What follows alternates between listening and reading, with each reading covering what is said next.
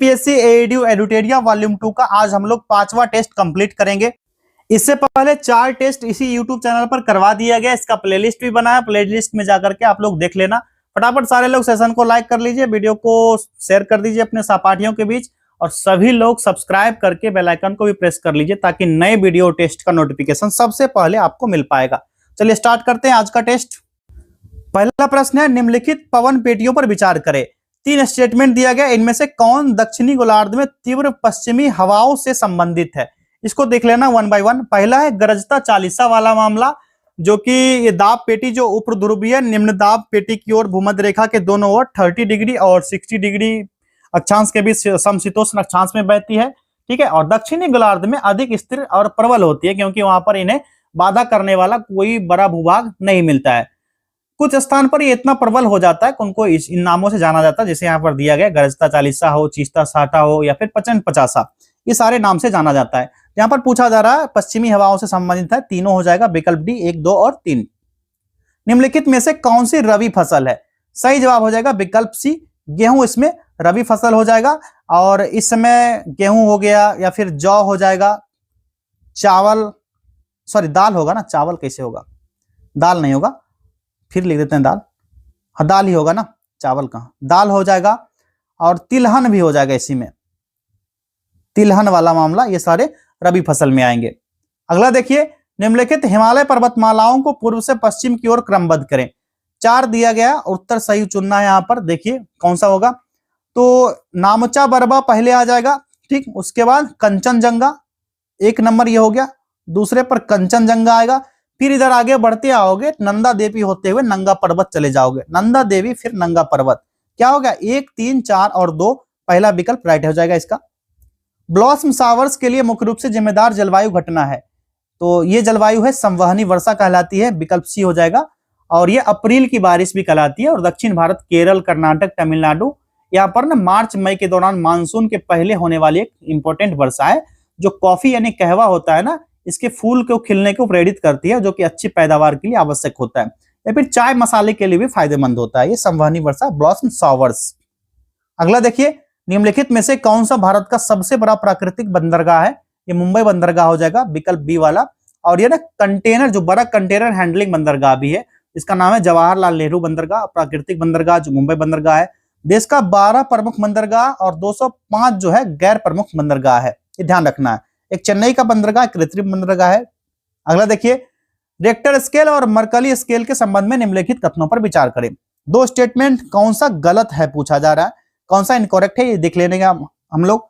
पहला दिया गया, रिक्टर स्केल मानव संरचनाओं और लोगों पर भूकंप के प्रभावों की तीव्रता को मापता है और यह व्यक्तिपरक अवलोकनों पर आधारित है। स्टेटमेंट क्या है, गलत दिया गया है, बिल्कुल गलत दिया गया। जो पृथ्वी की सतह होती है, इस पर होने वाले अचानक कंपन या झटके को भूकंप कहा जाता है। और जब पृथ्वी की सतह का कोई भाग आगे पीछे या नीचे हिलेगा तो पृथ्वी की सतह क्या होगी, कंपन करेगी, यही भूकंप कहलाएगा। और पृथ्वी की सतह जो होती है ना, विभिन्न आकार के अलग अलग भागों से बनी होती है, इसको प्लेट कहा जाता है। और दुनिया का अधिकांश भूकंप जो होता है ना, प्लेट की गति जो टेक्टोनिक क्रिया के कारण होता है, जैसे प्लेट टेक्टोनिक थ्योरी आप लोग पढ़ते हो। भूकंप विज्ञान यानी भूविज्ञान की एक विशेष शाखा होती है जो भूकंप के अध्ययन से संबंधित होता है। रिक्टर स्केल और मर्कली स्केल जो होता है ना, भूकंप की तीव्रता और परिमाण को मापने का काम करता है। रिक्टर स्केल से भूकंप की तीव्रता मापी जाती है और मर्कली स्केल से इसके परिमाण को मापने का काम किया जाता है। तो यहाँ पर क्या हो जाएगा, दूसरा स्टेटमेंट यहाँ पर यह भी गलत दिया गया है, उल्टा सीधा दिया गया, दोनों गलत थे। यहाँ पर कौन सा गलत है, तो 1 और 2 दोनों यहाँ पर इनकरेक्ट दिया गया था। चलिए आगे देखिए, निम्नलिखित में से कौन सा भूमध्य सागरीय जलवायु वाला क्षेत्र नहीं है। यहाँ पर कौन सा नहीं होगा ये पूछा जा रहा है, अमेजिन बेसिन हो जाएगा, विकल्प डी, ठीक है। भूमध्य सागरीय जलवायु यानी कि CS कैटेगरी में आएगा। उष्णकटिबंधीय चक्रवात के निर्माण के लिए निम्नलिखित स्थितियों पर विचार करें और कौन सा सही कथन है ये पूछा जा रहा। 1 बाय 1 पढ़ेंगे। पहला है, समुद्र की सतह का तापमान 27 डिग्री सेंटीग्रेड से अधिक होना चाहिए, ये वाला सही है, बताइए। ये वाला स्टेटमेंट यहाँ पर सही दिया गया, बिल्कुल सही दिया गया है। दूसरा है, चक्रवात निर्माण के लिए कोरियोलिस बल का ना होना अनिवार्य है, ना बाबा। चक्रवात भयंकर तूफान होता है जो उष्णकटिबंधीय क्षेत्र में महासागर के ऊपर उत्पन्न होता है और तटीय छोट क्षेत्र की ओर बढ़ते हुए तेज हवा और अत्यधिक भारी वर्षा तूफानी लहर के कारण बड़े पैमाने पर विनाश काम करता है, ठीक है। इसके बाद विनाशकारी प्राकृतिक आपदाओं में से गिना जाता है इसको। हिंद महासागर में जो चक्रवात होता है, या अटलांटिक महासागर में हरिकेन जैसी पवनें आती है, पश्चिमी प्रशांत और दक्षिणी चीन सागर में टाइफून आती है, या फिर पश्चिमी ऑस्ट्रेलिया में विली विली जो तूफान होता है इसी के नाम से जाना जाता है। और उष्णकटिबंधीय चक्रवात जो होता है ना, गर्म उष्णकटिबंधीय महासागर के ऊपर उत्पन्न होता है और ये बहुत तीव्र होता है। इसका निर्माण तीव्रता के लिए बहुत अनुकूल परिस्थितियां, जैसे कि 27 डिग्री सेल्सियस से अधिक तापमान वाली विशाल समुद्री सतह होगा तब बनेगा। कोरियोलिस बल की उपस्थिति होना चाहिए, ऊर्ध्वाधर हवा की गति में कम भिन्नता होना चाहिए, या फिर पहले से मौजूद कमजोर निम्न दाब वाला क्षेत्र हो, या फिर निम्न स्तरीय चक्रवाती परिसंचरण की स्थिति होगी, और समुद्र तल से ऊपर अपसारी प्रणाली होगी, तब जाकर के ऐसी स्थिति बनेगी। ठीक है, तो यहाँ पर सतह पर निम्न दाब क्षेत्र अभी मैंने बताया, तो ये वाला सही है। यहाँ पर कौन कौन सा सही हो जाएगा? पहला और तीसरा सही है, विकल्प ए राइट आंसर हो जाएगा। केवल 1 और 3 यहाँ पर करेक्ट दिया गया है। अगला देखिए, नीचे दिए गए विकल्पों में भारत में अक्टूबर की गर्मी शब्द का तात्पर्य क्या होगा? अक्टूबर की गर्मी का तात्पर्य क्या होता है? तो दक्षिण पश्चिम मानसून की वापसी के दौरान गर्म और आर्द्र मौसम, विकल्प बी यहाँ पर राइट आंसर हो जाएगा। और उच्च तापमान आर्द्रता के कारण मौसम काफी उमस भरा होता है। आमतौर पर अक्टूबर की गर्मी के नाम से इसी को जाना जाता है, और अक्टूबर के दूसरे पखवाड़े में यह होता है। चलिए अगला क्वेश्चन देखिए, 49वीं उत्तरी अक्षांश रेखा निम्नलिखित में से किन देशों के बीच अंतरराष्ट्रीय सीमा साझा करती है? यह अमेरिका और कनाडा के बीच सीमा साझा करेगी। यहाँ पर विकल्प बी राइट आंसर हो जाएगा। इसी तरह कई रेखाएं, डुरंड रेखा, मैकमोहन, मेजनोट रेखा, रेडक्लिफ रेखा, ये सब गूगल सर्च कर लेना। विभिन्न महत्वपूर्ण अंतरराष्ट्रीय सीमा रेखाएं सर्च करोगे गूगल पर आ जाएगा। अगला प्रश्न है, एक पिंड वृत्ताकार पथ पर स्थिर गति से चलता है क्योंकि? इसका करेक्ट आंसर हो जाएगा ऑप्शन डी, त्वरण लगातार दिशा बदलता है। हालांकि गति स्थिर रहता है, लेकिन दिशा जो होता है हर पल बदलते रहता है। वेग, परिमाण और दिशा दोनों पर निर्भर करता है, इसलिए वेग जो होगा लगातार बदलते रहेगा। चूंकि वेग बदलता है तो त्वरण वहां पर क्या होगा? मौजूद होगा, और त्वरण केंद्र की ओर इंगित करेगा, जिसको अभिकेंद्रीय त्वरण कहा जाता है। और वस्तु जब हिलेगा तो इस समय त्वरण की दिशा बदलेगी, और त्वरण जो होगा गैर शून्य दिशा में गैर समान, और परिमाण जो होगा इसका एक समान होगा। इससे यह बताता है कि कैसे वृत्ताकार गति बिना गति परिवर्तन के त्वरित करते रहेगा। ठीक है, तो राइट आंसर क्या हो जाएगा? विकल्प डी, यही एकमात्र राइट आंसर हो जाएगा।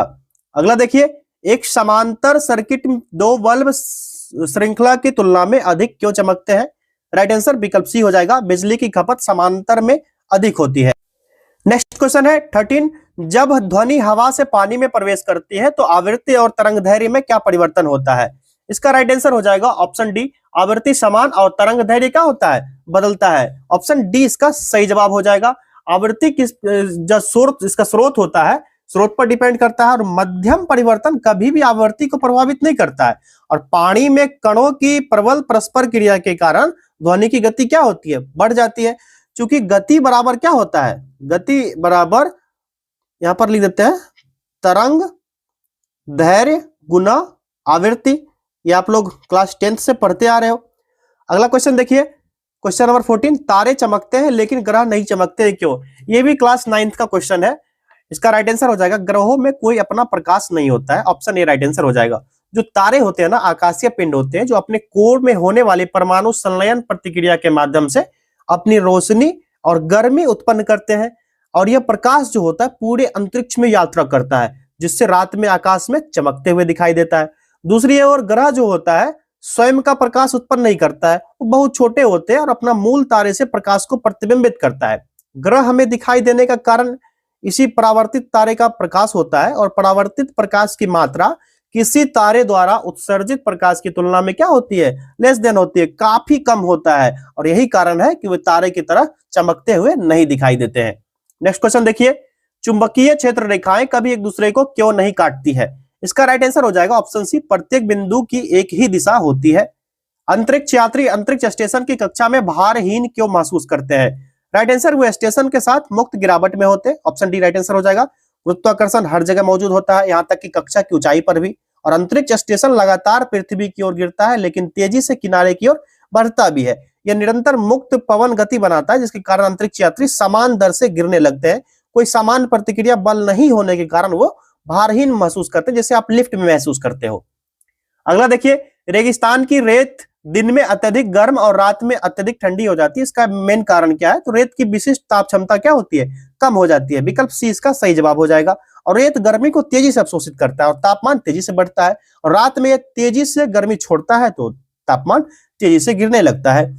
अगला देखिए, आयनिक यौगिक केवल पिघले या घुले हुए रूप में ही विद्युत का संचालन करते हैं, क्योंकि ऐसा क्यों होता है? तो आयन चलने के लिए स्वतंत्र हो जाते हैं। विकल्प बी इसका सही जवाब है। अगला प्रश्न है, जंग लगने के लिए ऑक्सीजन और नमी की आवश्यकता होती है, ऐसा क्यों?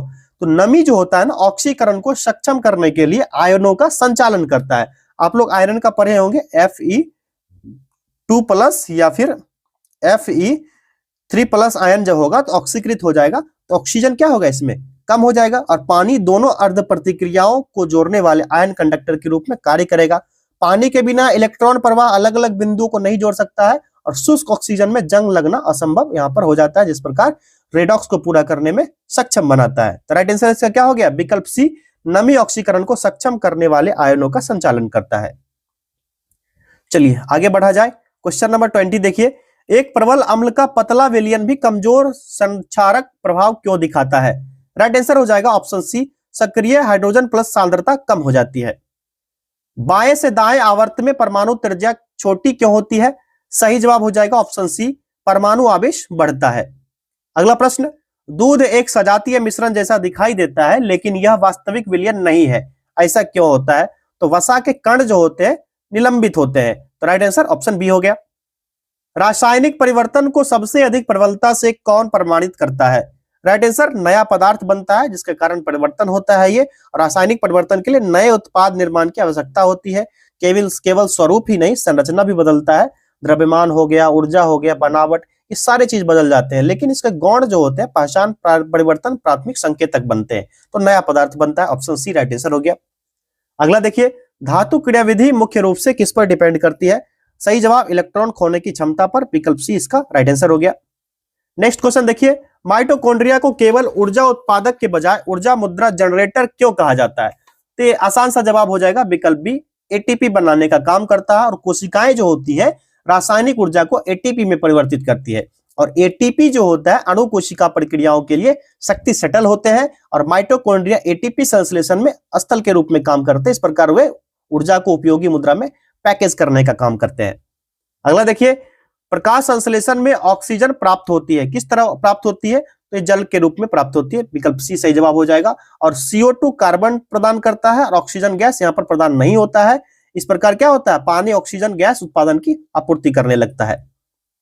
संतानें माता पिता से मिलती जुलती क्यों होती है लेकिन कभी भी एक जैसी नहीं होती है, क्लोन को छोड़कर? जब क्लोन बनाया जाता है, इसको बाद में रखा गया है, इसको छोड़ करके। तो इसका राइट आंसर क्या हो जाएगा? विकल्प भी हो जाएगा, जीन अलग होते हैं और पुनः संयोजित होते हैं।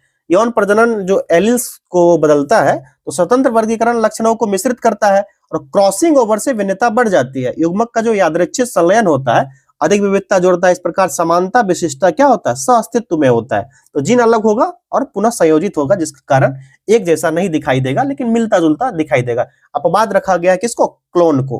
क्लोन संतान जो होगा इसको छोड़ करके।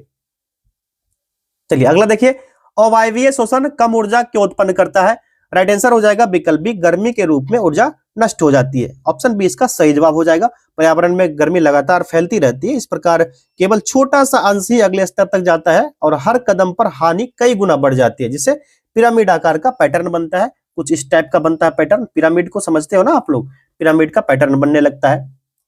खाद्य श्रृंखला में ऊर्जा स्थानांतरण दक्षता ऊपर की ओर कम हो जाती है क्योंकि, इसको थोड़ा छोटा कर लिया जाए तब सही से क्वेश्चन दिखेगा। अभी प्रॉपर दिख रहा होगा, और थोड़ा छोटा कर लिया जाए भाई। चलो अब सही है। इसका राइट आंसर क्या हो जाएगा? ऑप्शन बी हो जाएगा, गर्मी के रूप में क्या होता है? ऊर्जा नष्ट हो जाती है। ऑप्शन बी सही जवाब हो गया। कौन सी विशिष्ट विशेषता बीजों को बीजाणुओं की तुलना में दीर्घकालिक अस्तित्व में अधिक प्रभावी होने की अनुमति देती है? सही जवाब हो जाएगा, संग्रहित खाद्य भंडार। वह कौन सा ऐतिहासिक अभिलेख है जो मध्य भारत में भागवत धर्म या वैष्णव संप्रदाय के प्रचलन और उसकी महत्ता का सबसे महत्वपूर्ण और प्रारंभिक प्रमाण प्रदान करता है? राइट आंसर हो जाएगा गरुड़ स्तंभ लेख, जो मध्य भारत में भागवत धर्म के प्रसार का सबसे ठोस प्रमाण है। और हेलियोडोरस का गरुड़ स्तंभ लेख ये लिखा गया है। ये मध्य प्रदेश में है, विदिशा वेश नगर में स्थित है। कहां पर? मध्य प्रदेश का। तो ये गरुड़ स्तंभ है कहां पर? MP ठीक है, एमपी का विदिशा जिला है, वहीं पर है ये, ठीक है। और यूनानी राजा जो था अंथलिखितस के राजदूत हेलियोडोटस ने इसको लगवाया था, और शुंग राजा भागभद्र के दरबार में वो आया था, कौन? हेलियोडोरस, ठीक है। और इसी अभिलेख में हेलियोडोरस ने स्वयं को भागवत कहा है, यहीं पर खुद को हेलियोडोरस ने भागवत अपने आप को कहा था। अगला देखिए, मोहनजोदड़ो के पुरातात्विक स्थल से प्राप्त विश्व प्रसिद्ध कांसे की नर्तकी की मूर्ति का निर्माण सिंधु घाटी सभ्यता के कारीगरों द्वारा किस प्राचीन और विशिष्ट तकनीक का उपयोग करके किया गया था? राइट आंसर हो जाएगा द्रवी मोम विधि, विकल्प ए। और द्रवी मोम विधि तकनीक को ना मधुच्छिट विधि भी कहा जाता है। क्या चीज? मधुच्छिट विधि। मैं यहां लिख देता हूं ताकि कंफ्यूज नहीं होना एग्जाम में अगर आ जाए। मधुच्छिट विधि ये भी कहा जाता है। इसमें मोम की एक मूर्ति बनाई जाती है जिस पर गीली मिट्टी का लेप लगा करके यह महत्व दर्शाता है कि सिंधु घाटी के लोग धातु विज्ञान और ढलाई की कला में अत्यधिक निपुण थे। नर्तकी की मूर्ति में ना 1926 में अर्नेस्ट मैके ने, उनका नाम था अर्नेस्ट मैके, जो मोहनजोदड़ो में इसको खोजा था, मोहनजोदड़ो में खुदाई करवाया था इन्होंने, 1926 में खोजा था ये द्रवी मोम विधि के बारे में। अगला देखिए, भारतीय समाज सुधार आंदोलन के जनक राजा राम मोहन राय द्वारा ब्रह्म समाज की स्थापना किस महत्वपूर्ण शहर में की गई थी? यह किया गया था कलकत्ता में, विकल्प डी हो जाएगा 20 अगस्त 1828। कलकत्ता अभी कोलकाता कहलाता है। ब्रह्म समाज की स्थापना हुई जहां पर मुख्य लक्ष्य मूर्ति पूजा का विरोध था, एकेश्वरवाद यानी एक ईश्वर की उपासना, और समाज में व्याप्त कुरीति जैसे सती प्रथा हो गया, बाल विवाह और जातिवाद को समाप्त करने के लिए ब्रह्म समाज का यहाँ पर उत्पत्ति होता है। फिर उन्होंने 1814 में आत्मीय सभा की स्थापना की। ये पूछा जाता है आत्मीय सभा के बारे में भी, नोट कर लेना आप। अगला देखिए, यह टिप्पणी किसने की थी कि ईस्ट इंडिया कंपनी स्वयं में एक असंगति है, परंतु यह उस विशाल व्यवस्था का हिस्सा है जहां सब कुछ ही असंगत है? इसका सही जवाब हो जाएगा लॉर्ड मैकाले ने कहा था, विकल्प डी राइट आंसर हो जाएगा। 1835 भारतीय दंड संहिता आईपीसी का खाका तैयार करने के लिए जाना जाता है, और मैकाले ने 1833 में चार्टर एक्ट पर ब्रिटिश संसद के बहस के दौरान टिप्पणी किया था, तर्क दिया था कि यद्यपि एक कंपनी का शासन होना तार्किक नहीं लगता, लेकिन भारत में ब्रिटिश शासन की पूरी संरचना ही कुछ ऐसी अनोखी और असंगत परिस्थितियों में बनी है कि व्यवस्था उसी का एक हिस्सा है, यानी उसके का पार्ट बन जाता है। ये मामला है 1835 का, ठीक है, यहां पर मैंने बता दिया। स्वदेश बांधव समिति की स्थापना किसके द्वारा की गई थी? अश्विनी कुमार दत्त, विकल्प सी सही जवाब हो जाएगा।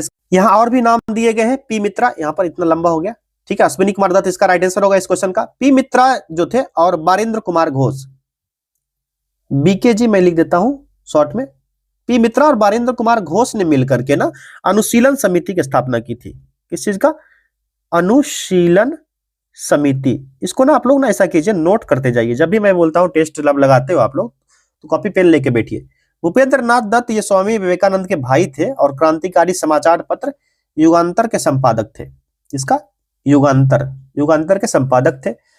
बात है अब बारिंद्र कुमार घोष के बारे में, तो बारिंद्र कुमार घोष के बारे में आप लोग कमेंट कीजिएगा। बढ़ते हैं नेक्स्ट क्वेश्चन के बारे में।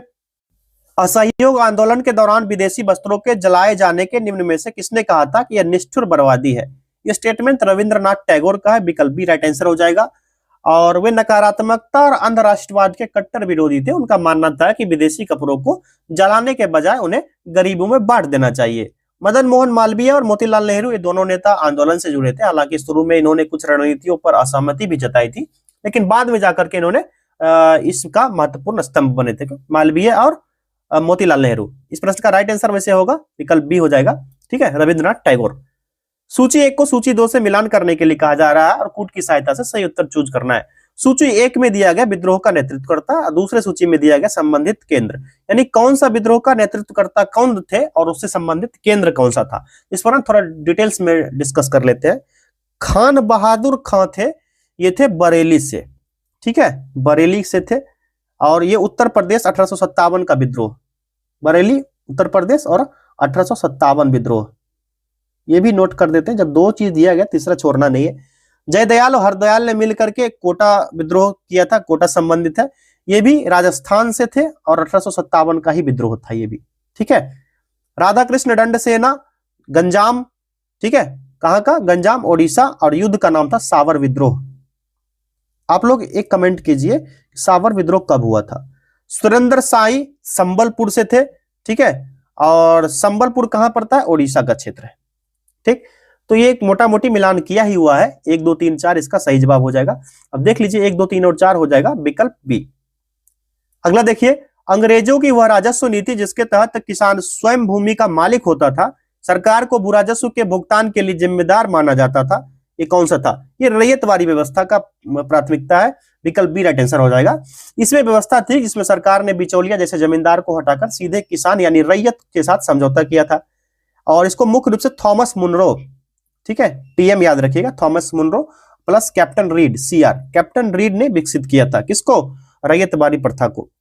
अगला देखिए, निम्नलिखित ऐतिहासिक कथनों पर विचार कीजिए, और पूछा जा रहा है यहां पर क्या कहा जा रहा है, उपरोक्त कथन में से कौन सा या से कथन सही है यहाँ पर कूट दिया गया। 1 बाय 1 देखते हैं स्टेटमेंट। पहला स्टेटमेंट पढ़ते हैं, पानीपत के तृतीय युद्ध में अहमद शाह अब्दाली ने दिल्ली के सल्तनत के शासक इब्राहिम लोदी को निर्णायक युद्ध में पराजित किया था। ये मामला सही है? बताओ आप लोग, करेक्ट है? बिल्कुल यहाँ पर करेक्ट नहीं है, क्योंकि अहमद शाह अब्दाली जो पानीपत का तीसरा युद्ध हुआ था ये मराठों के साथ हुआ था। तो मराठों के साथ हुआ था कब? 1761 ईस्वी में। इब्राहिम लोदी इसमें कहां से आएगा भैया? तो ये गलत हो गया। दूसरा देखिए, तृतीय आंग्ल मैसूरी संघर्ष के दौरान मैसूर के शासक टीपू सुल्तान की युद्ध भूमि में मृत्यु हुई। चौथा आंग्ल मैसूरी हुआ था जहां पर श्रीरंगपट्टनम जो था इसकी रक्षा करते हुए टीपू सुल्तान यहाँ पर मारा जाता है। तीसरा आंग्ल मैसूर युद्ध में श्रीरंगपट्टनम की संधि हुई थी टीपू सुल्तान के साथ। ये वाला स्टेटमेंट भी यहाँ गलत हो गया। तीसरा है यहाँ पर, प्लासी का युद्ध बंगाल के नवाब सिराजुद्दौला की हार का मुख्य कारण उसके सेनापति मीर जाफर द्वारा अंग्रेजों यानी रॉबर्ट क्लाइव के साथ मिलकर किया गया षड्यंत्र था। बिल्कुल यहाँ पर सही दिया गया स्टेटमेंट है, ये बिल्कुल यहाँ पर सही है। ठीक है, तो ये वाला मामला फिट हो जाता है, यानी तीसरा 2 और 1 गलत था, सही पूछा जा रहा है कौन सा सही है। यहाँ पर केवल 3 हो जाएगा, विकल्प बी हो जाएगा। सूची 1 को सूची 2 से मिलान करने के लिए कहा जा रहा है, सही उत्तर का कूट की सहायता से चूज करना है। पहले सूची में वेद दिया गया है, दूसरे में वेदों से संबंधित ब्राह्मण ग्रंथ दिए गए हैं। अब देखना है ऋग्वेद से संबंधित कौन कौन से ब्राह्मण ग्रंथ हैं। तो ऋग्वेद में ऐत्रेय कौशितकी है, सबसे प्राचीन वेद है जिसमें देवताओं के स्तुति के मंत्र भी दिए गए। ऐत्रेय कौशितकी हो जाएगा कौन सा भैया? इसका हो जाएगा दूसरा हो जाएगा। यजुर्वेद में शतपथ और तैत्तिरीय ब्राह्मण है, तो इसका पहला हो गया।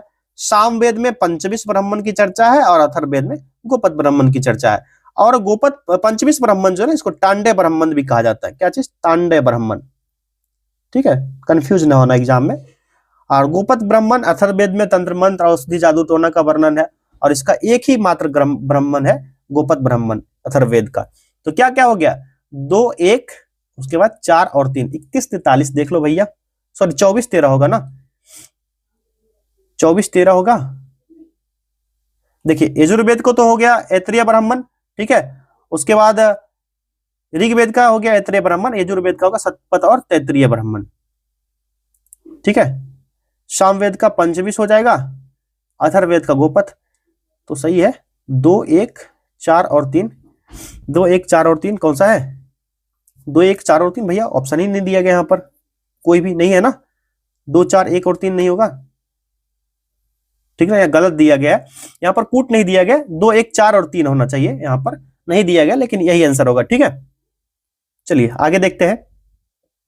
14वीं शताब्दी ईसा पूर्व का वह अभिलेख जिससे भारतीय वैदिक देवताओं इंद्र, वरुण, मित्र और नास्त्य यानी अश्विन का स्पष्ट उल्लेख मिलता है, जो मध्य एशिया तथा भारत आर्यों के संपर्क को दर्शाता है। राइट आंसर हो जाएगा बोगाज को ये अभिलेख से मिलता है, विकल्प राइट आंसर हो जाएगा। और इसमें नासत्य यानी ये 4 देवता का वर्णन है, इंद्र, वरुण, मित्र और नासत्य यानी अश्विनी कुमार का। गुप्त राजवंश के बारे में जानकारी के मुख्य सोर्स क्या है? तो यहाँ पर क्या क्या हो जाएगा? विशाख दत्त के नाटक देवी चंद्रगुप्तम और कालिदास की अनेक साहित्यिक रचनाएं, सही है। अभिलेख, सिक्का, स्मारक आदि पुरातात्विक स्रोत, ये भी सही हो जाएगा। फाहियान होएंसांग यात्री का विवरण से, यानी सारे हो जाएंगे। विकल्प डी इसका राइट आंसर हो गया। उपर्युक्त में से सभी जितने भी दिए गए सारे यहाँ पर सही दिए गए। विशाख दत्त का नाटक था देवी चंद्रगुप्तम, रामगुप्त और चंद्रगुप्त द्वितीय की कहानी है, और मुद्रा राक्षस इसमें इंपॉर्टेंट है जो कि कालिदास की रचना है। अगला देखिए, निम्न इतिहासकारों में किसने ताज उल मासिर की रचना की थी? राइट आंसर हो जाएगा क्या? यहाँ पर ताज उल मासिर की रचना हसन निजामी के द्वारा किया गया था, विकल्प भी यहाँ पर सही जवाब हो जाएगा। क्लियर है? इसामी के द्वारा फुतुह सलातीन की रचना किया गया था, इसमें अलादीन खिलजी और बामनी वंश का इतिहास लिखा गया है। अलवरूनी ने रचना किया था किताबुल हिंद का, किसका? किताबुल हिंद KUH की रचना किया था। महमूद गजनबी के समय भारत और विज्ञान के बारे में लिखा था। अमीर खुसरो के द्वारा लिखा गया था खजाइन उल फुतूह और तुगलकनामा, जिसमें खिलजी और तुगलक वंश का विवरण दिया गया था। इस तरह कई शासक और कई लेखक हैं और उनके संबंधित ग्रंथ है, इसको एक बार देख लेना जाकर के आप लोग। भारत के सांस्कृतिक इतिहास के संदर्भ में निम्नलिखित कथनों पर विचार कीजिए और कौन सा ऐसे सही है यह है। स्टेटमेंट देखिए, पहला है फतेहपुर सीकरी स्थित बुलंद दरवाजा तथा खानकाह के निर्माण में सफेद संगमरमर का प्रयोग हुआ है। इसका राइट आंसर क्या हो जाएगा बताइए, कौन सा सही है गलत है यहाँ पर। इसमें सफेद संगमरमर का यूज हुआ है, मुख्य रूप से लाल और पीले बलुआ पत्थर से बना है ना। इसमें सफेद संगमरमर का उपयोग सजावटी नक्काशी के लिए थोड़ा बहुत किया गया है, लेकिन मुख्य निर्माण सामग्री क्या है, लाल और पीला बलुआ पत्थर, लाल प्लस पीला बलुआ पत्थर होगा। तो ये वाला स्टेटमेंट भैया गलत दिया गया है। दूसरा है लखनऊ स्थित इमाम बाड़ा रूमी दरवाजा के निर्माण में लाल बलुआ पत्थर और संगमरमर का यूज हुआ है। तो इसमें ना एक नवाबी इमारत का सबसे बड़ा विशेषता है, इसके निर्माण में पत्थर संगमरमर का प्रयोग नहीं के बराबर हुआ। ये इमारत ना मुख्य रूप से ईटा और चूना के प्लास्टर से बना है। नक्काशी के लिए मिट्टी और चूना के मिश्रण का यूज किया गया है, संगमरमर का कहीं दिखता ही नहीं यूज। ये वाला स्टेटमेंट भी गलत है। कौन सा सही दिया गया है पूछा जा रहा, ना ही तो एक ही सही है ना ही दूसरा सही है। विकल्प डी सही जवाब हो जाएगा, ना तो एक ना ही दो। दिल्ली सल्तनत के किस वंश ने सबसे कम समय तक शासन किया, राइट आंसर हो जाएगा खिलजी वंश का शासन सबसे कम समय तक रहा था, 1290 से 1320, टोटल कितना 30 वर्ष होगा ना, 30 वर्ष तक। ठीक, तुगलक वंश का शासनकाल 1320 से 1414, 94 वर्ष तक शासन सब रहा था इसका। लोधी वंश का शासन कब से कब तक रहा था बताइए आप लोग, कमेंट करना। सैयद वंश का शासनकाल 37 वर्ष का रहा था। तो यह भी पूछा जा सकता है सबसे ज्यादा से सबसे कम की तरफ सजाइए आरोही अवरोही क्रम में, तो क्वेश्चन घुमा सकता है। डायरेक्टली आप लोग सिर्फ फैक्ट ना याद कीजिए, इस तरह से भी क्वेश्चन बन सकते हैं, इसको भी ध्यान रखना है। यह किसने कहा था कि भारत हमारे साम्राज्य की धुरी है, यदि हमारे साम्राज्य का कोई अन्य राज्य अलग हो जाता है तो हम जीवित रह सकते हैं, लेकिन यदि हम भारत को खो देते हैं तो हमारे साम्राज्य का सूर्य अस्त हो जाएगा। ये स्टेटमेंट है लॉर्ड एल्गिन सेकंड का स्टेटमेंट दिया गया है, और इसने 19वीं सदी के अंत में ब्रिटिश साम्राज्य के लिए भारत के रणनीतिक और आर्थिक महत्व को रेखांकित करते हुए कहा था। एल्गिन द्वितीय जो थे एक कठोर बयान के लिए याद किया जाता है, और इसने एक चीज और कहा था कि हमने भारत को तलवार के बल पर जीता है और तलवार के बल पर ही इसे अपने कब्जे में रखेंगे। ये भी स्टेटमेंट इसका ही है, एल्गिन का ही है। तो विकल्प ये राइट आंसर हो जाएगा। ठीक है, चलिए आगे बढ़ते हैं। 1854 के वुड घोषणा पत्र के संदर्भ में निम्नलिखित में से कौन सी सिफारिश इस घोषणा पत्र में शामिल नहीं थी, नहीं को कोड कीजिए और बताइए इसमें से क्या सही जवाब होगा। विकल्प डी हो जाएगा, जनसाधारण की शिक्षा का संपूर्ण दायित्व केवल जनसाधारण द्वारा ही वहन किया जाए, सरकार इसमें हस्तक्षेप ना करे। विकल्प डी राइट आंसर हो गया। सरकार की जिम्मेवारी थी जिसमें स्पष्ट कहा गया था कि जनसाधारण को शिक्षा देना सरकार का कर्तव्य है। इसके लिए अनुदान सहायता प्रणाली शुरू करने की सिफारिश भी की गई थी। शिक्षा का ढांचा जो था 2 स्तर पर था।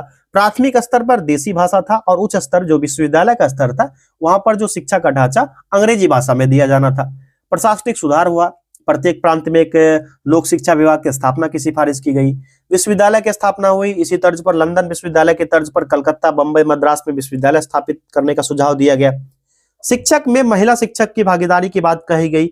अध्यापक के प्रशिक्षण के लिए संस्थानों की स्थापना और महिला शिक्षा को बढ़ावा देने पर जोर दिया गया था। ये सारा यहाँ पर बन सकता है स्टेटमेंट। ठीक है, तो इसके बारे में आप लोग को जानना जरूरी था।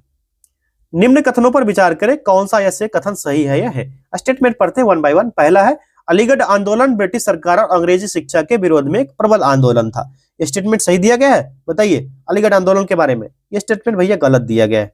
ठीक है, ये स्टेटमेंट जो दिया गया है ये बिल्कुल सरासर गलत है। दूसरा देखिए, 1864 में सर सैयद अहमद खान द्वारा स्थापित साइंटिफिक सोसाइटी ने हिंदी और उर्दू की प्रसिद्ध पुस्तक का अंग्रेजी में अनुवाद किया। ये बिल्कुल सही दिया गया है। तीसरा है सर सैयद अहमद खान ने कुरान पर टीका भी लिखा। तीसरा स्टेटमेंट भी यहाँ पर सही दिया गया है। तो सही पूछा जा रहा है केवल 2 और 3, विकल्प बी राइट आंसर हो जाएगा इसका। आगे देखिए, निम्न में से किसने मीर कासिम तथा सुजाउद्दौला के साथ मिलकर अंग्रेजी ईस्ट इंडिया कंपनी पर युद्ध घोषित किया और वे बाद में बक्सर के युद्ध में अंग्रेजों से पराजित हो गए। इस प्रश्न का सही जवाब हो जाएगा शाह आलम द्वितीय। विकल्प बी इसका करेक्ट आंसर है। ठीक है, बक्सर का युद्ध 22 अक्टूबर 1764 याद होगा आप सभी को। निम्नलिखित कथनों पर विचार कीजिए, कौन सा ऐसे कथन सही है या है। पहला देखिए, यूसुफ मेहर अली ने साइमन गो बैक का नारा गढ़ा था। ये वाला क्या है, सही दिया गया है। भारत छोड़ो यानी क्विट इंडिया, साइमन वापस जाओ, ये नारा ना 1942 के आंदोलन के दौरान दिया गया था, जो भारत छोड़ो आंदोलन था। दूसरा है बिस्मिल अजीमाबादी ने सरफरोशी की तमन्ना अब हमारे दिल में है कविता मूल रूप से लिखी थी।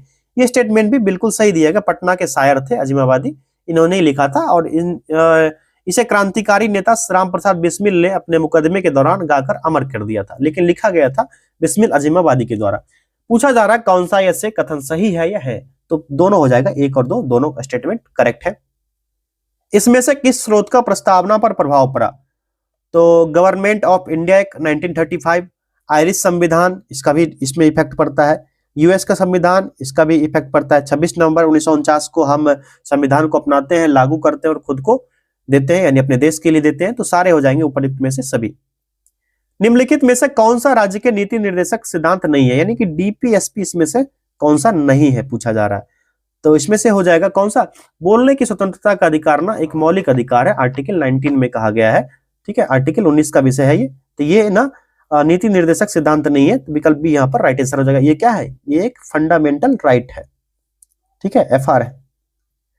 आगे देखिए, 73वें संविधान संशोधन अधिनियम के तहत निम्नलिखित प्रावधानों पर विचार करें। उपरोक्त में से कौन से अनिवार्य प्रावधान है, इसमें से कौन कौन से अनिवार्य होंगे ये आपने बताना है। पहला देखिए, महिलाओं के लिए सीटों का आरक्षण, ये अनिवार्य है, जिला योजना समिति अनुच्छेद 243 ZD से संबंधित है। पंचायती राज को 1992 73वां संविधान संशोधन के तहत लाया गया था। ये सारा मामला यहाँ पर देख सकते हो आप लोग। पहला यहाँ पर इसमें जरूरी हो जाएगा। दूसरा, इसमें राज्य चुनाव आयोग की आवश्यकता होगी। जिला नियोजन समिति होना हो इसकी आवश्यकता नहीं है। पंचायत के लिए वित्त आयोग का होना आवश्यक हो जाएगा। 1, 2 और 4 हो जाएगा करेक्ट आंसर, विकल्प डी होगा, पहला ही हो जाएगा ना, 1, 2, 4 विकल्प ए हो जाएगा। लोकसभा के संबंध में निम्नलिखित कथनों पर विचार करें, कौन सा ऐसे सही है या है।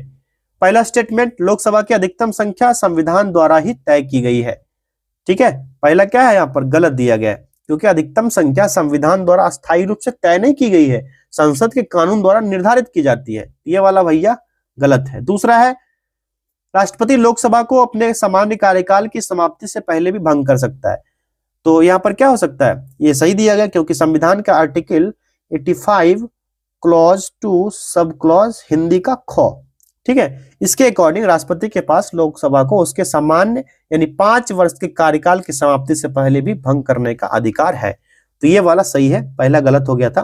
तीसरा देखिए, राष्ट्रीय आपातकाल के दौरान लोकसभा का सामान्य कार्यकाल बढ़ाया जा सकता है, ये वाला भी यहाँ सही है, क्योंकि राष्ट्रीय आपातकाल के दौरान संसद कानून द्वारा लोकसभा का सामान्य कार्य एक बार में 1 वर्ष तक बढ़ा सकता है। कितना, मैक्सिमम 1 ईयर तक इसको क्या कर सकता है, इंक्रीज कर सकता है। दूसरा तीसरा सही था, विकल्प बी हो जाएगा, केवल 2 और 3 करेक्ट है।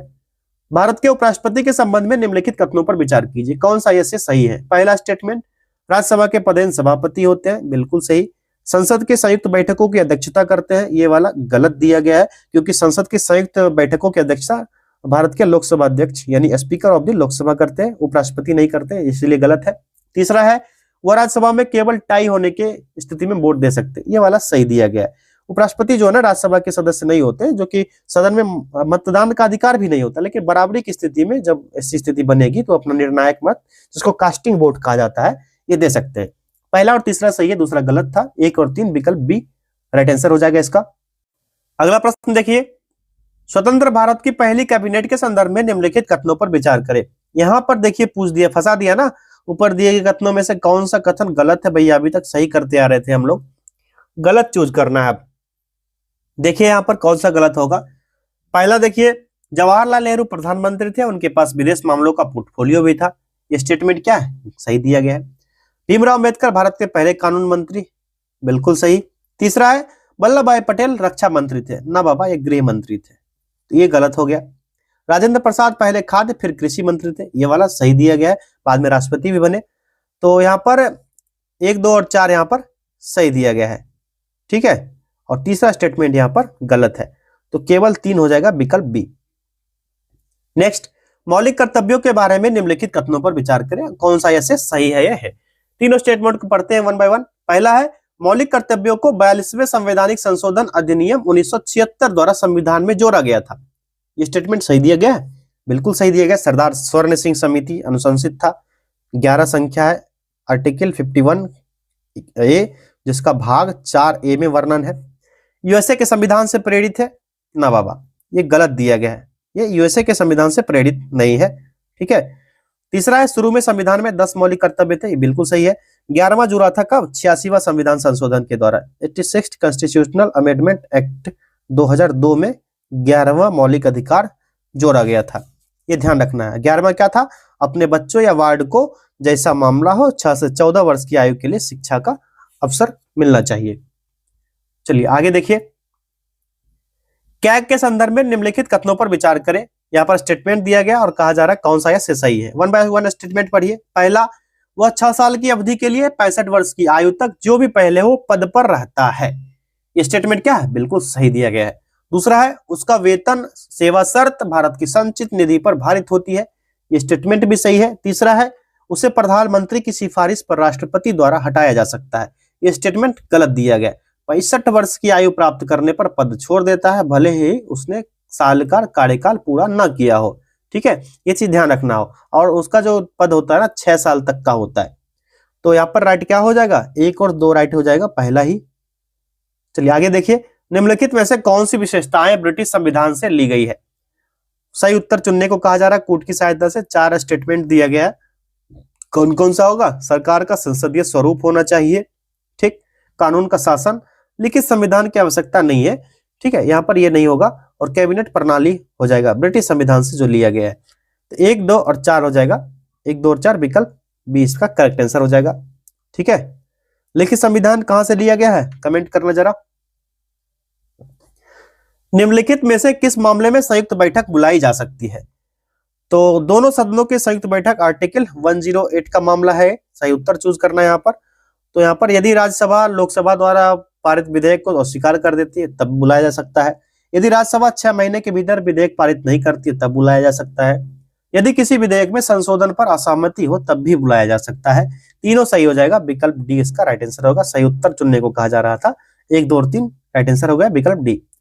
समाजवादी अर्थव्यवस्था के उत्पादन के सभी कारक किसके स्वामित्व और नियंत्रण में रहते हैं? अब फटाफट राइट आंसर देते जाते हैं, ये सब इजी क्वेश्चन है, ये राज्य के ऊपर डिपेंड करता है। निम्नलिखित में से भारत में मिश्रित अर्थव्यवस्था का अर्थ क्या होगा? तो इसका राइट आंसर हो जाएगा ऑप्शन ए, सार्वजनिक निजी क्षेत्र का सहअस्तित्व हो जाएगा। और मिश्रित अर्थव्यवस्था का अर्थ होता है कि देश की आर्थिक प्रणाली में सार्वजनिक निजी क्षेत्र दोनों एक साथ काम करें। पहला इसका राइट आंसर हो गया। किसी अर्थव्यवस्था में पूंजी निर्माण किस पर डिपेंड करता है? ये कुल बचत पर डिपेंड करता है, विकल्प सी राइट आंसर होगा। इस समय भारत में निम्न में से कौन सा विनिमय दर अपनाया जा रहा है? ये प्रबंधन फ्लोटिंग विनिमय दर होता है, और इस ये प्रणाली है जहां भारतीय रुपया को विनिमय दर मुख्य रूप से बाजार की मांग आपूर्ति से निर्धारित किया जाता है, लेकिन आरबीआई अस्थिरता को नियंत्रित करने के लिए इसमें हस्तक्षेप कर देता है। तो इसका राइट आंसर क्या हो जाएगा? प्रबंधित फ्लोटिंग विनिमय दर, पहला ही विकल्प राइट आंसर हो गया। मांग नियम के अनुसार क्या होगा? मांग नियम के अनुसार जब कीमत गिरेगी तो मांग बढ़ेगी। आसान सा जवाब, विकल्प डी, कीमत गिरती है मांग बढ़ जाती है। आर्थिक सर्वेक्षण 2024-25 के अनुसार सितंबर 2024 तक भारत का विदेशी ऋण कितना है? 711.8 बिलियन अमेरिकी डॉलर, विकल्प सी। बजट 2025-26 में किसान क्रेडिट कार्ड की सीमा को 3 लाख से बढ़ाकर कितना किए जाने की घोषणा की गई है? राइट आंसर हो जाएगा 5 लाख, विकल्प ए। नैनो उर्वरक सब्सिडी योजना किस मंत्रालय द्वारा जारी किया गया? सही जवाब होगा सहकारिता मंत्रालय, विकल्प बी। बिहार की देशांतरीय सीमा किसके बीच स्थित है? तो 83 डिग्री 19 मिनट ईस्ट से 88 डिग्री 17 मिनट ईस्ट तक होगा। ठीक है, तो ये हो जाएगा देशांतरीय सीमा बिहार का, विकल्प बी। अजात शत्रु मगध के किस राजवंश से संबंधित था? तो ये हर्यक वंश का था, ठीक है। और हर्यक वंश का शासक बना बिंबिसार के बाद अजात शत्रु। उसका वास्तविक नाम क्या था? अजात शत्रु का वास्तविक नाम कुनिक था, ध्यान रखना है। क्या चीज नाम था? कुनिक, ध्यान रखना आपको। चलिए आगे देखिए, जैन धर्म के 3 रत्नों में शामिल नहीं है, क्या क्या इसमें शामिल नहीं था? तो जैन धर्म के 3 रत्न सम्यक दर्शन, सम्यक ज्ञान और सही आचरण, यानी सम्यक चरित्र या सम्यक आचरण होगा। यहाँ पर सम्यक तपस नहीं होगा, विकल्प डी राइट आंसर होगा।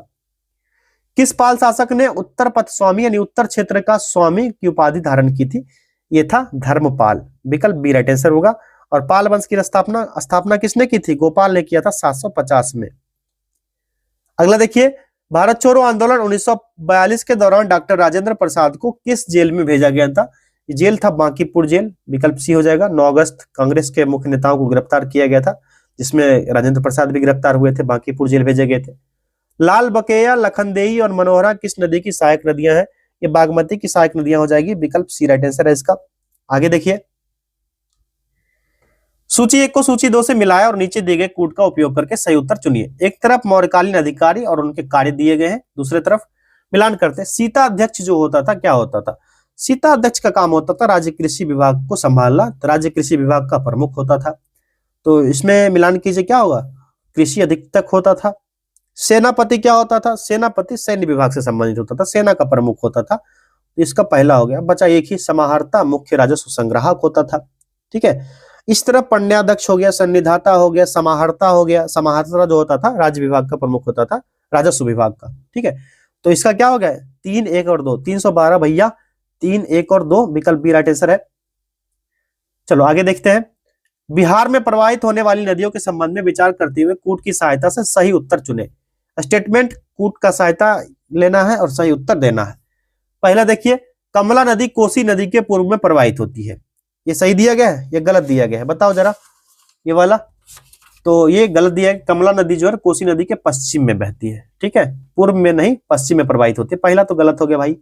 दूसरा देखते हैं, सोन नदी फल्गु नदी के पश्चिम में प्रवाहित होती है, तो ये सही दिया गया है। तीसरा है, मेची नदी कोसी नदी की सहायक नदी है, तो मेची नदी महानंदा की सहायक है। ठीक है, कोसी की नहीं, किसकी? महानंदा की सहायक है, इसलिए गलत है ये। चौथा है, निरंजना नदी दक्षिण दिशा में गंगा नदी में मिल जाती है। बाबा ये सही दिया गया है। सही कौन कौन सा है? तो दूसरा और चौथा। ठीक है, 2 और 4 हो जाएगा, विकल्प सी। केवल 2 और 4 राइट आंसर हो गया इसका। आगे देखिए, बिहार राज्य की चौहद्दी के संबंध में निम्नलिखित कथनों पर विचार करते हुए कूट की सहायता से सही उत्तर चुने। स्टेटमेंट दिया गया, यहाँ पर कूट दिया गया, कूट की सहायता से सही उत्तर चूज करना है। यहाँ पर देखिए 1 बाय 1। पहला स्टेटमेंट, नेपाल से बिहार 8 जिले सीमा साझा करते हैं, तो ये वाला क्या है? गलत दिया गया है, क्योंकि यहाँ से 7 जिले साझा होते हैं। 8 जिला उत्तर प्रदेश से साझा होता है, बिहार के 8 जिला दिया ही गया अगला स्टेटमेंट में। ये सही हो गया, ये तो गलत हो गया। तीसरा है, झारखंड से बिहार के 8 जिले, ये भी सही है। बंगाल से बिहार के 4 जिले साझा होते नहीं बाबा, यहाँ 3 जिला साझा करता है बिहार, गलत हो गया। दूसरा और तीसरा सही है, केवल 2 और 3। साथियों एक जानकारी देना है, जिन लोगों को मेगा मॉक टेस्ट ज्वाइन करना है, मेगा मॉक टेस्ट में पेपर 1 से 10 टेस्ट, दूसरे पेपर से 15 टेस्ट और तीसरे पेपर से 15 टेस्ट इसमें करवाए जा रहे हैं। इसके फीचर्स की बात करें तो क्योंकि एग्जाम डेट बढ़ा था, आप लोगों को सभी को पता है, डेली बेस्ड पर 25 क्वेश्चन करवाया जाता है, डायरेक्ट वॉइस चैट किया जाता है, मेंटरशिप की व्यवस्था अवेलेबल है। कंप्लीट स्टडी मटेरियल दिया जाएगा जो कि बीपीएससी एग्जाम में सबसे ज्यादा पूछे जाते हैं, वही टॉपिक्स को आपको कवर कराया जाएगा, क्योंकि कम से कम समय बचा है 60 दिन का। यहाँ पर करंट अफेयर्स का एक्स्ट्रा सेशन होगा। 249 का ऑफर चल रहा है। नीचे दिए गए नंबर 8676934039 पर आप लोग बात कीजिए या फिर व्हाट्सएप करके जानकारी ले सकते हो। सबसे बड़ी खासियत इसकी ये है, 40 फुल लेंथ मॉक टेस्ट आपको मिलेंगे यहाँ पर, और उसका डिस्कशन भी मिलेगा। हिंदी और इंग्लिश दोनों मीडियम में अवेलेबल है। आप इस नंबर पर जाकर के अभी व्हाट्सएप कीजिए या फिर कॉल करके इसके बारे में जानकारी ले सकते हो। चलिए बढ़ते हैं नेक्स्ट क्वेश्चन की तरफ।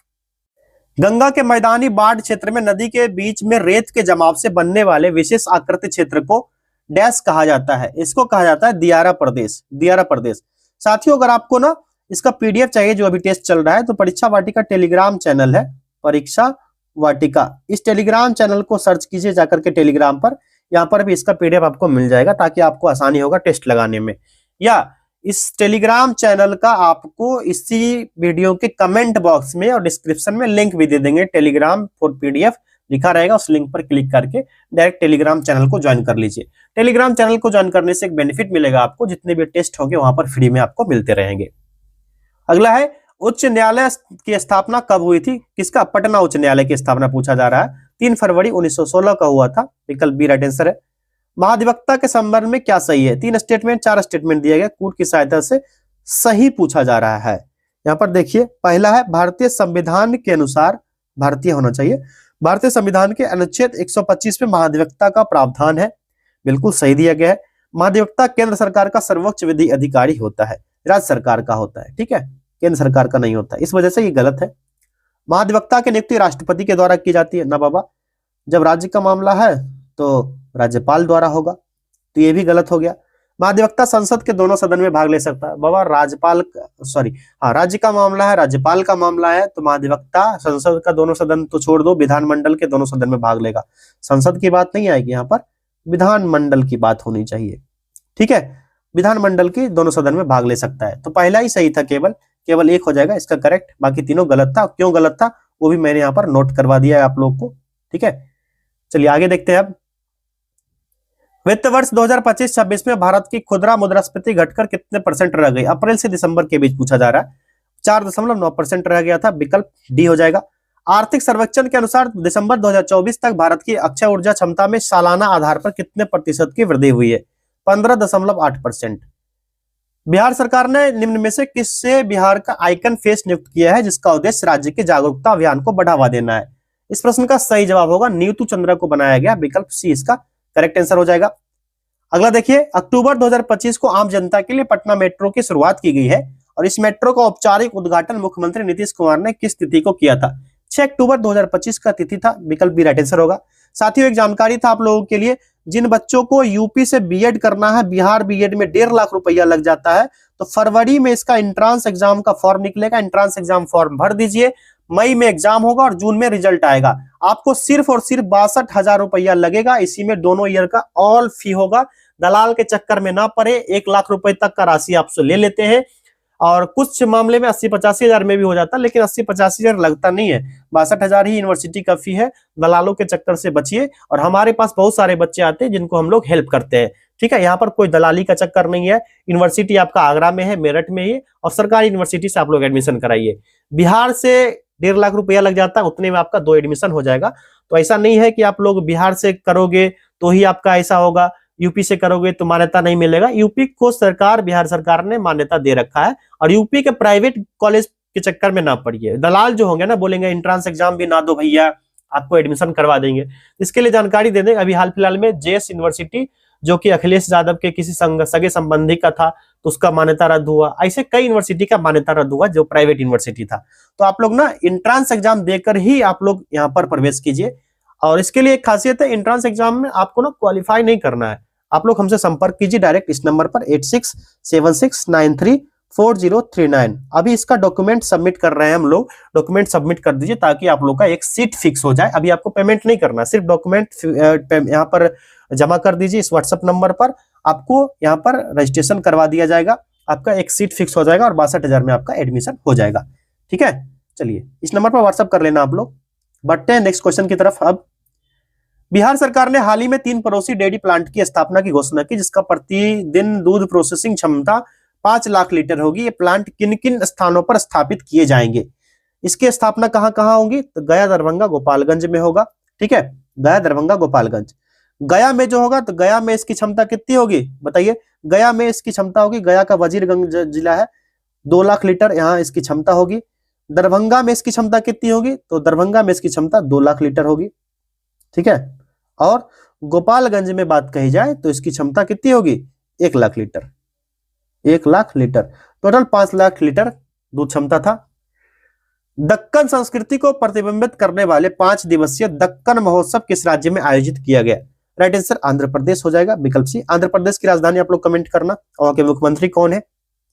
अगला देखिए, निम्न में से किस देश ने हाल ही में विश्व का सबसे बड़ा अनाज भंडार अधिनियम अभियान शुरू किया है? ये भारत ने शुरू किया है, विकल्प ए राइट आंसर होगा। हाल ही में कहां पर राष्ट्रीय आयुष मिशन नाम और क्षमता निर्माण शिखर सम्मेलन 2025 का आयोजन किया गया है? राइट आंसर होगा नई दिल्ली, विकल्प ए। आगे देखिए, अंतरराष्ट्रीय साक्षरता दिवस के अवसर पर निम्न में से किस राज्य के मुख्यमंत्री ने 99.3% साक्षरता दर के साथ अपने राज्य को पूर्ण साक्षर राज्य घोषित किया है? ये कोई और नहीं हो सकता है, हिमाचल प्रदेश है, विकल्प सी राइट आंसर होगा। कभी कभी आप लोग ना आ जाता है ऑप्शन वहां पर केरल, तो केरल लगा लेते हो, ये ध्यान रखना, हिमाचल प्रदेश होगा। हाल ही में किस राज्य सरकार ने एमएस स्वामीनाथन की जयंती को सतत कृषि दिवस के रूप में मनाने की घोषणा की है? महाराष्ट्र ने शुरू की है, विकल्प सी राइट आंसर होगा।